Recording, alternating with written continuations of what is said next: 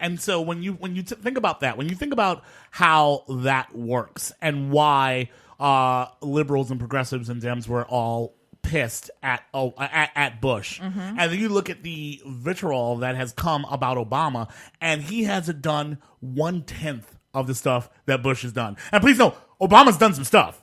Obama's done some stuff. Drone attacks, Guantanamo's still open. Obama's done some stuff. But he still has not done what Bush did, and we never got to this level of attack at Bush. And I feel like you have to acknowledge. I know people don't want to acknowledge it because I love when I read people like a couple times. Like Baratunde has posted some questions on his Google Plus. I remember one time it came up on Pinterest. I saw someone's Pinterest post because they posted a picture of Obama. It like said 4 more years or something like that, and they broke Pinterest for a day. Like people freaked out. And like all of their hate and follow the White House on Instagram. You will see the hate that comes down every time the White House says anything about the president. It's just nothing but pure, unadulterated hate, and you have to ask the question, why? It's not just that he's Democrat because he's not progressive. Let's also be very clear about Obama, because everyone's like, well, maybe people just don't like liberals and progressives. He's not that liberal. Nope. He's not a progressive. He is a moderate. He ran as a moderate, so understand that as well. But he's a moderate, and he gets put in this thing, this box, so that they can have their rationale to hate on him. But then when you actually look at the rules and regulations, you realize it doesn't qualify. It doesn't work. It doesn't, when you do the math, when you do the formulas, it does not work. He is not what they say he is, but they have the hatred, and that's their rationale. And again, ask why. Just ask why. And if you can come up with a reasonable response, you are better than me. I will read your reasonable response. Please write it up. I'll read it.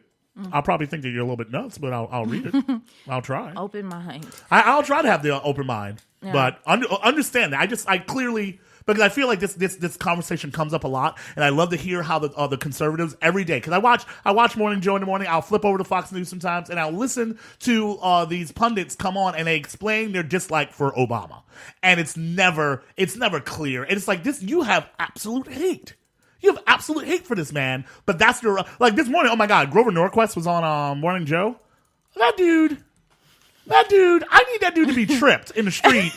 Like at least one. I need him just to like skin up his knees, like and I get like a scab. I want like the palm of his hand bleeding a little bit because I need him to fall once or twice because he was just so confident in his arguments that did not make sense. When he started talking about like the raising of taxes, that Obama's raising taxes, like wait, well, first of all, he gave the biggest middle class tax break in like years, so he's not raising taxes at all. The only thing he wants to do is let the Bush tax cut expire. And then I had a progressive today tweet at me, I'm on your side and everything, but if the Bush tax cut expiring, that would be a raise in taxes. And I was like, actually, that's not really raising taxes. That would let a form of legislation expire, which means there was a time frame, which means that's not raising taxes. If they were permanent, then yes, because that's what the Republicans want. They want the Bush tax cuts to become permanent. They are not permanent. They were never permanent. And so the fact is, if they are allowed to expire, and that is not raising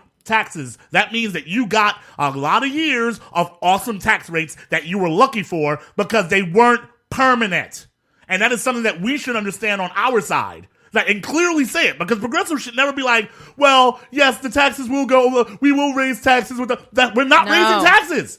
We are letting something to expire. We're going back to the way it was because of the whole reason behind all the tax stuff, and the reason why it was allowed to be put into place was because we had to. We had to do these things. We had to create these Bush tax cuts and everything because we were going through an economic issue. Remember? 9/11, a bunch of other things that were happening. We needed to make sure that the country was going to continue growing and doing all that other stuff. So we put these things into play that he knew he couldn't make permanent at that time. So they made it that it expired.